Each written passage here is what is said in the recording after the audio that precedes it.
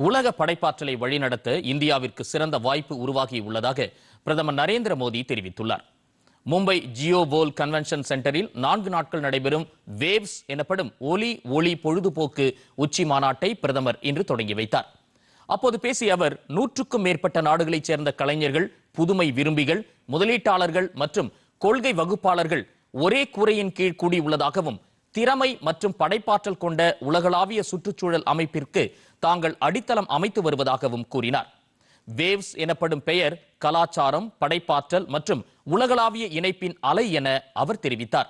இது கலைஞர்கள் மற்றும் படைப்பாளர்களின் புதிய யோசனைகளை ஊக்குவிக்கும் ஒரு உலகளாவிய தளம் என்று குறிப்பிட்ட பிரதமர் மோடி, 100க்கும் மேற்பட்ட நாடுகளைச் சேர்ந்த கலைஞர்கள், புதுமை பித்தர்கள், கொள்கை வகுப்பாளர்கள் ஒரே கூரையின் கீழ் கூடியிருப்பதால் இந்த மாநாடு உலகளாவிய கவனத்தை ஈர்ப்பதாக தெரிவித்தார்.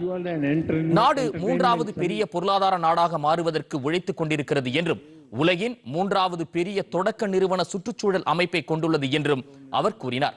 இந்திய திரைப்படங்கள் உலகின் ஒவ்வொரு மூலையையும் சென்றடைவதாகவும், இதன் மூலம் இந்தியாவின் பில்லியன் கணக்கான கதைகள் உலகிற்கு சென்றடைவதாகவும் பிரதமர் பெருமிதம் தெரிவித்தார்.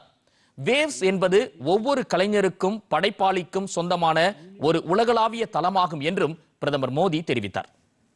और इस वेव पर सवार हैं फिल्में, music, gaming, animation, story telling, creativity का अथाह संसार.